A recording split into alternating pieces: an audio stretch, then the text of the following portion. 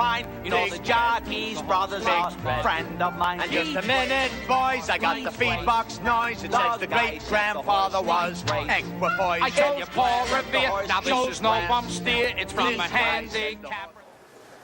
Hello racing fans, and welcome to another edition of Handicapper's Corner, brought to you by the Derby Bar and Grill. I'm Mike Heads, along with Drew Forrester. We're going to go through the Sundays, September 29th races at beautiful Hastings Racecourse. We have 8 races on tap, starting at 150, and should be a good day. A couple stakes. Couple stakes. We have the 3-year-old division. A few weeks back, we ran the 2-year-old division of the CTHS sale stakes. Today, we get a chance to look at the 3-year-olds that went through the sale 2 years ago. It's big perks to buying at the sale. We just had the sale a couple weeks back, and big perks to buying a horse out of the sale. You get to run in these restricted races, and that's why the field size is a little shorter, especially in the 3-year-old divisions. Is as many horses. There's not as many available. You have to have gone through the sale, and there's only 100 and some odd horses. By the time they come around to 3 years of age, there's not as many in September. Yeah, and now you're in September the 3rd year, and some of them may have gone by the wayside. Right. So it did come up a little bit light, especially in the girls' end, but a good opportunity, as you mentioned, for some of you who spent some money at the sale to get a little payback. All right, let's get on to the first race. $4,000 claimers, non-winners of 2 of the year. Mile and 16th will be the trip. I like the 8 Extra Moon quite a bit in here. I think it's going to be a great pace. You got 1440 on the stretch out. You got Advantage to Skip that likes to be up. Rolling in the. I just think Extra Moon's going to get a good trip, sitting close to what should be not a crazy pace, but an honest pace. It just ran into a good one in Jackman Road last time, who ended up coming back to win it on where it's a 3. Yeah. So this horse got beat by a pretty good one, and I just think Extra Moon's going to be dangerous. I put the 6 horse 1440 in for second, and the 2 Country Cash. I didn't love anyone for third, but I put Country Cash for third. I could have put Golden Flash, Barclay Bay, Rolling in the Isles. They all look the same to me. Extra Moon to me looks like here, and then it's 1440, and then a big gap down to the rest of them. But I really like the 8. I went 862. I have your same top 2. I did put 1440 on top, just because the one time that he did run long, he won. That was the day he broke his maiden, and he stretched out very nicely. He's going to be the one to catch. Yeah, so I don't mind 1440 in here at all. And Pat Jarvis's horse has been running very well of late. I have Extra Moon in the 2nd spot. The reasons you mentioned, he looks like a logical pick in here. And I put Country Cash in the 3rd spot too. Again, same thing. I looked around. He was the one I landed on, but you could make a case for a few of them. I went 6, 8, and 2 on the opener. On to the second race. It's an allowance race for 3-year-olds. Nice little 3-year-old allowance race here. 6 horses going postward. I landed on the 4 tracker. Very rough trip in the Stellars J on BC Cup Day. Came back in the Derby trial. Probably could have won that race that day. Bluegrass Pride got the jump on him, and he just got beat by him. And then another kind of rough trip again in the Derby. This is no Derby. This is a much softer spot. He looks like absolutely the horse to beat in here. He's probably going to be a short price. He gets leading rider Amadeo Perez. All systems go for tracker in here. The 2nd spot, I put Michael's Glory, a horse who's had a very nice year here at Hastings. Been running mostly in the claiming ranks, but has been winning. Was in that Stellars J race too. He didn't have a really great trip either, and came back and just got beat in the neck by Casino Boss. Finished ahead of Proud Victor in an allowance race. He figures in here, of course, for our good friend Wayne Oliver. Yes, big Shout fan out to of the Wayne show. Oliver, yep. And in the 3rd spot, I put Modern, a horse who's been a bit late developing for Dino Condolinos. Starting to kind of put things together, the well-bred son of Tisnow. And not a bad race in the Derby, just got a little tired going on the head end. He could be one of your pace setters, and I look for him maybe to hang on for 3rd. I got 4, 1, and 2. Yeah, I see it the same way. I got 4, 2, and 1, though, but I think Tracker's your horse to beat. This horse, I think he's a good 6.5 furlong horse. I mean, a mile 16th, he can maybe get it, but I think he's a good sprinter. There's only 6 horses too, so he's going to have less trouble to get into trouble. He seems to find trouble. The Derby was just too tough for him. He just wasn't good. He was flat that day. For some reason, he was flat. He didn't run a good race at all, and I hope he can rebound with a good effort. But I mean, he's your horse to beat. If he doesn't win, I think Modern or Michael's Glory, even Serendipity Grove or I was going to say they're both good. They're all good. I was going to say Serendipity Grove is a tough horse to throw out. He'd be another one that I could have in there. Yeah, he's won 4 in a row and just keeps going up the ladder and just keeps winning. Yeah, I put Modern in for second. Set the pace in the Derby. Got caught, but still. Source of sprints have been okay, and Michael's Glory's been really solid this year since being claimed for a mere $4,000. I mean, they've done well with the horse, and he's winning for 10, and then he won for 15, and then they tried him in the Stellars J, and he unlucky to lose an allowance race to Casino Boss last time, but he's been off for a little bit, been off for about 5 weeks, but he'll be dangerous in here coming from off the pace. I went 4-2-1. On to the third race. This is one of our 2 stakes races. This is the CTHS Sales Stake Fillies division. Going to go to a mile and 16th. I'm going to go to the 4, a maiden in here, Cherokee Windsong. This filly ran in the Oaks last time. And, obviously didn't fare very well. Got off to a late start this year. Didn't get out till BC Cup weekend. Ran third behind Pretty Reckless and Eldorado Gold. And I just think both of those horses would be pretty dangerous. Eldorado Gold almost beat was head and head with He's Junior the other day in a colt race. And I just think this horse is progressing right, gets the blinkers back on like she had as a 2-year-old. I know the form has been muddied up.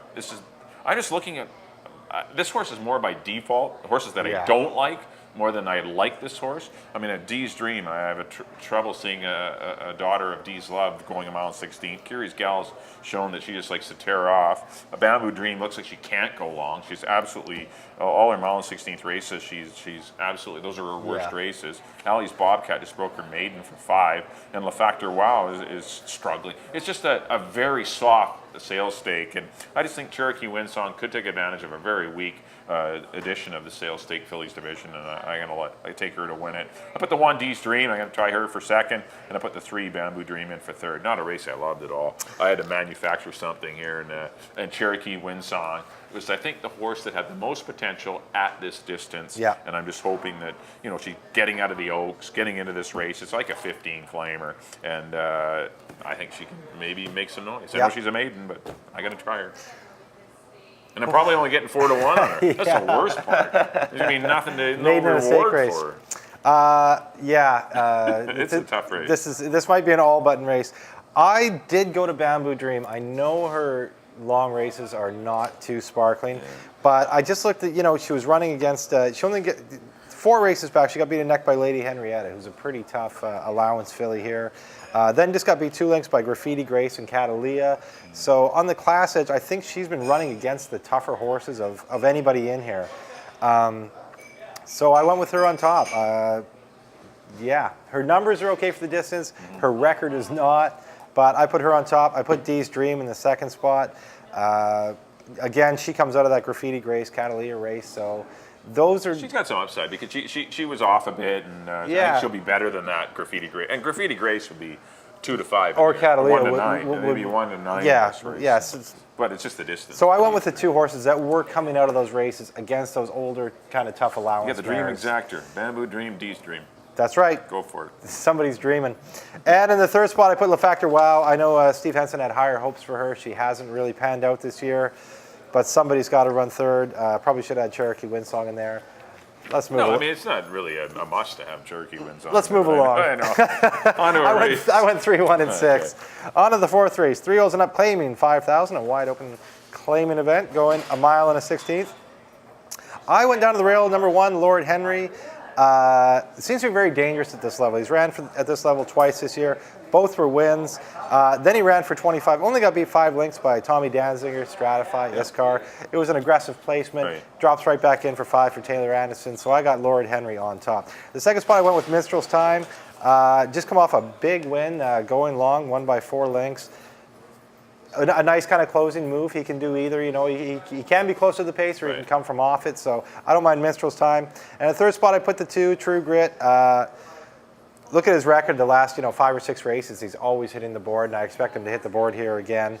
He makes a nice closing move. I got 1, 5, and 2 in your 4th. Yeah, I'm going to go to the 5, Minstrel's Time. I think Lord Henry, I think you're right. Lord Henry's the best horse in the race, likely the best horse, but he's running back quickly in just 8 days, and I think he will get some pace pressure from True Grit, Ray's Reno on the outside, and Mr. Expedient. I think there's going to be 4 of them going at it.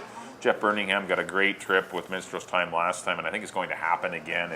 I just think he's going to fall into a perfect pace scenario, and he's going to be dangerous. He went 144 and change last time, and if he does that again, I think the horse is going to win. I put Lord Henry in for second, and I put Halo's Quest in for third. I could have put a few horses, True Grit, One Zone Accord, but I did put Halo's Quest, who I thought took advantage of the pace scenario last time. Loses Enrique Gonzalez to the 1 Lord Henry, but that's worth noting. Obviously Lord Henry is likely the better horse, but he may fall victim to a tough pace scenario, which is, I'm hoping, with the 5 Minstrels time, going to win it. I'm going to go 5, 1, and 3 in the Sunday 4th. On to the 5th race, got some maidens here. Colts and Geldings going 6.5 furlongs. Got a big full gate of 11 signed on, and I'm going to try way on the outside gate with the 11 Castrati. I see a wild pace in here. I see the 2 Mr. Mansky, the 3 Rocky's Amigo. I see quite a few horses in here. The 7 Harris Valor showing speed. He's no Clark Gable, and I'm sure is going to be a pace horse. Scroll work. It just looks like the front end. Everything's. They're going to clear off, and so that from post 11 you can get in behind that.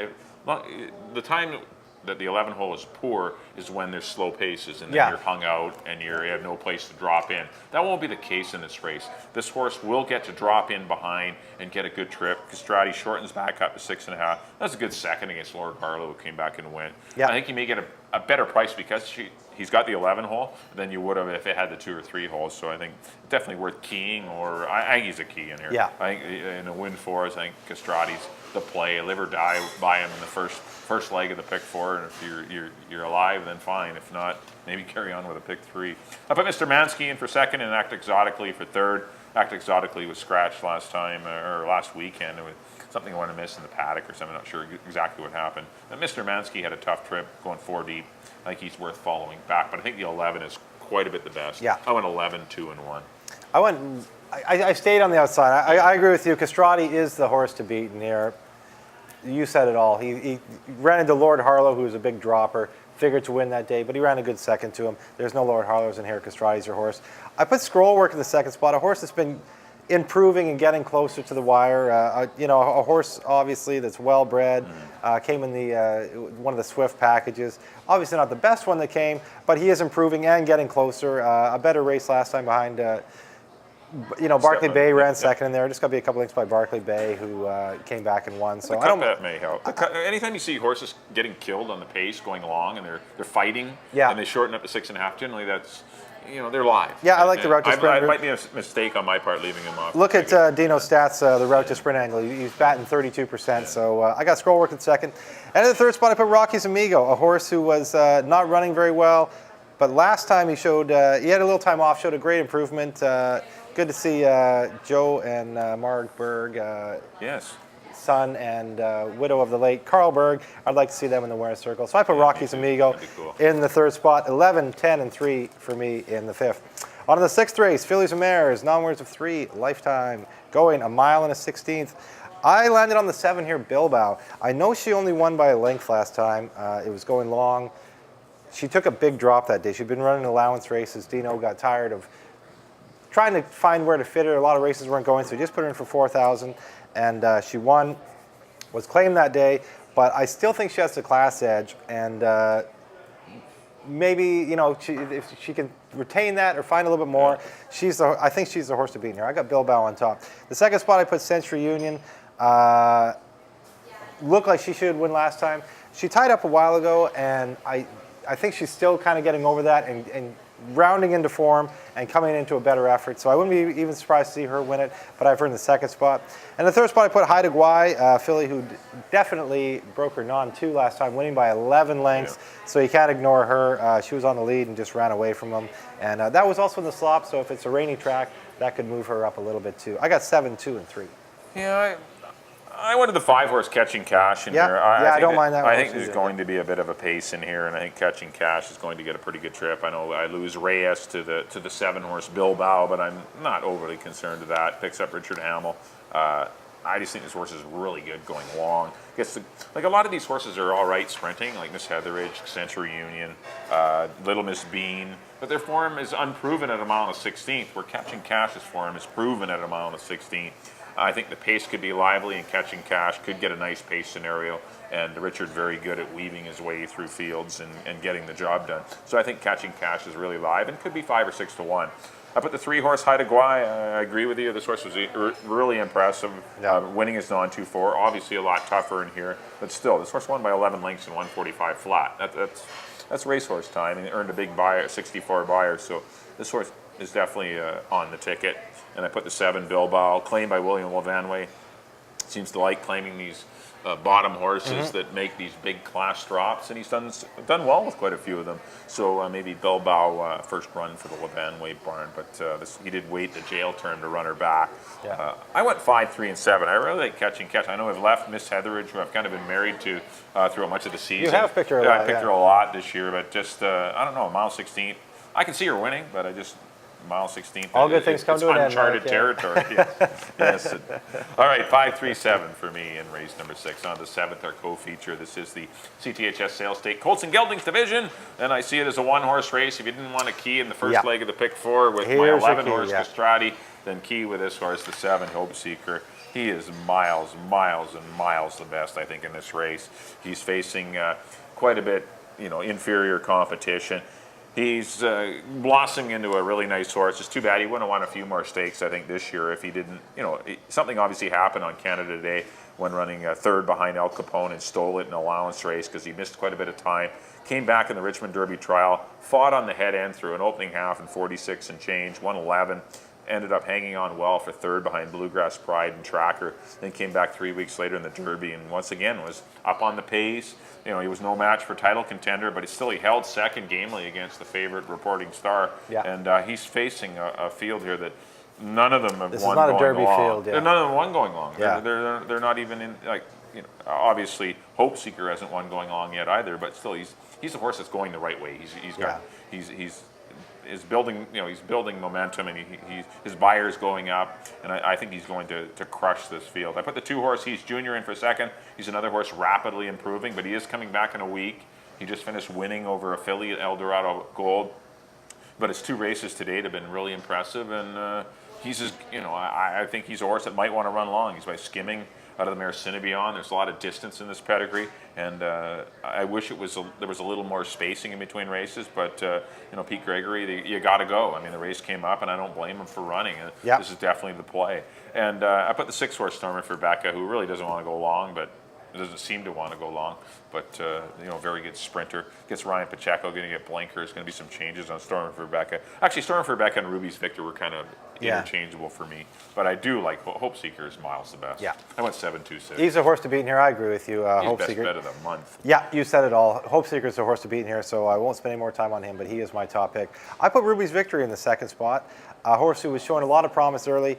The distance is a question for him, but he's the last time he ran long, it was, the 2, he got beat 4 lengths, then got beat 8 lengths by some of the top 3-year-olds here in Shooting Jacket, Bluegrass Pride, Mark, Go for Guinness. So I don't mind Ruby's Victory. I got him in the 2nd spot. And the 3rd spot I put in Step Up for the Money out of the Pat Jarvis stable. Good for you. Pat's horse has been running well, and I don't think he'll mind the distance. He's a Stephanotis out of Talk Is Money mare. Yep. I'm taking a shot. I mean, you could look a lot of different ways here, but I don't mind Step Up for the Money to hit the board. I put him in the 3rd spot. 7, 1, and 8 for me. On to the 8th race. Claiming 12-5. This is a good race. Nice race to end it off. This is a race you might have to go a little deep in on your pick 4 tickets. I went to the 1 Hockley. Hockley just missed for 25,000. Come back for 25,000 in that Tommy Danziger race. Did not run very well, but Melanie Walters, who's having a very good year, takes an aggressive drop, puts him in for 12-5. Hockley will be tough. He teams up with leading rider Amadeo Perez, and Amadeo Perez and Melanie have had a really good year together. Yes, they're batting 33% together. You always have to watch when they team up. In the 2nd spot, I put Blade Scuffler, another one just missed for 15,000 last time, got beat by the always tough Bear Rock and Roll. Bear Rock and Roll is always a tough horse in that 17.5 level, and he just missed to him. Blade Scuffler's had a decent year here, so I don't mind him. I got him in the 2nd spot.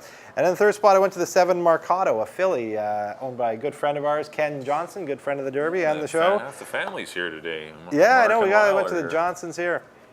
But Marcado, she is a filly running against the boys, but the last time she ran in that filly race, it was pretty tough with Lasting Spice, Eliodoro. Yeah. Who was the other one? The Troy Taylor horse that was in there. Awesome Plan. Awesome Plan was in there, and she made an impressive move. Race just kind of sat her, and she was taken off and was much the best that day. So running against the boys for 12-5, I don't think is much of a leap, and I think she can get the distance too. I got 1, 4, and 7 in the nightcap. In a race, you're going to want a few. Yeah, you will. I agree with the 4 Blade Scuffler. I've gone to this. I picked him last time. I got a dirty beat by Bear Rock and Roll at 6.5 to 1. But Blade Scuffler, I'm going to follow him back. I think he's going to be He won't be 6-1, unfortunately, but the time to get him was last time, but we got beat. But Blade Scuffler, I think, is very live. He's got a versatile running style. He doesn't need the lead. Probably prefers to have it, because there is speed in here. You got two mares in here, Lasting Spice and Mercado, who both like to be prominent early. You got Gypsy Magic, likely to be close. Funny Face likes to run near the lead. Say Fabulous on the outside is pace. But I mean, Blade Scuffler has some options anyway. But I think he's versatile enough to adapt to any situation. I'm hoping he is anyway. I like him to win it. I put the 9-horse Say Fabulous in for second. I think he's likely one of the two best horses in the race. I left him out. He got beat by Super Steve. In mile and 3/8. He went 46 and change for the opening half, going a mile and 3/8. Still was fighting at the end. He got beat a length, but he's a pretty cool horse. Yeah, no, he is. And Larry Fielding's done a really good job with him. And this horse is, I think, on tilt and live. I just wish he had a better post with a little less pace chasing him, because it might be a little hot and heavy for the first half mile. But mind you, if he can go 46 and change and carry on going a mile and 3/8, why can't he go a mile 46 and change early and go a mile 16? And I put the 1 Hockley. I agree with your pick with Hockley. I think those horses lied, as you mentioned, for the reasons you did. Good connections, and they're doing very well this year. I went 4, 9, and 1 in the Sunday finale. I really like Blade Scuffler, though. Well, that'll do it for our analysis of the Sunday program. Next up on screen will be a quick peek at our selections, a little recap. Here's my picks. Back in race number 1, I went to the 8 Extra Moon. I went 8, 6, and 2. Race number 2, I went to the 4 Tracker over the 2 and 1. Race number 3, I went to the 4 Cherokee Winsong. Hopefully her first win is in a stakes race. 4, 1, and 3 for me in the 3rd. In the 4th race, I went to the 5 Minstrel's Time over the 1 Lord Henry, who was very live in the race. 5, 1, and 3 for me. Race number 5, I went to the 11 Castrati, 11, 2, and 1. Race number 6, this 5 Catching Cash over the 3 and 7. Race number 7, Hope Seeker to win the sales stake, 7, 2, and 6. And in the 8th and final, as we just mentioned, went to the 4 Blade Scuffler, 4, 9, 1. And up next will be my picks. There we go. In the first race, I went to the 6 1440 over the 8 and the 2. In the second, I agree with Mike on number 4 Tracker over the 1 and the 2. In the third, I went to the 3 Bamboo Dream over the 1 and the 6. In the fourth, I went to the 1 Lord Henry over the 5 and the 2. In the fifth, again, I'm with Mike on the outside horse number 11 Castrati over the 10 and the 3. In the sixth, I went to the 7 Bilbao over the 2 and the 3. In the seventh, I'm with Mike on number 7, a very short price Hope Seeker, go to the bank, over the 1 and the 8. And in the nightcap, I went to the 1 Hockley over the 4 and the 7. Well, thanks everyone for tuning in to Handicapper's Corner. That's a quick reminder, our next live cards will be next Saturday and Sunday. Second to last weekend. I know, next weekend. it's winding down. Yes, it is. October 5th and 6th. And then the closing weekend will be October 12th, 13th, and 14th. It's the Saturday, Sunday, and the Monday. The holiday Monday is the Thanksgiving. Monday's the big one. Yeah, we have a pile of stakes races that day. The Ballerina, the Premiers, the Fantasy for the 2-year-olds. The Fantasy is shaping up as a bit of a heavyweight match between Ollie's Miss and Arabella's Muse. That's going to be a good race. Very interesting race. It will be. So 4 stakes races on the closing day program. That's on October 14th. But of course, next week, October 5th and 6th, we race Saturday and Sunday. First post both days at 1:50. Well, that'll do it for this edition of Handicapper's Corner. If you can't make it to the races, I was just going to mention that. Yes, like always said, they can't you know make it where you out. can come. Right here. TVs everywhere. Good service, good food. If you can't make it out to the track and you're in the South Surrey area, get down here to the Derby Bar and Grill at 176 and 0 Avenue for some great food from Chef Andy and some great horse racing action here. You got Howie, or your teller. He'll get you hooked up with some winners as well. But on behalf of Drew, thanks for tuning in to Handicapper's Corner. We'll see you next time here at the Derby Bar and Grill. Here in the telegram, epitaph.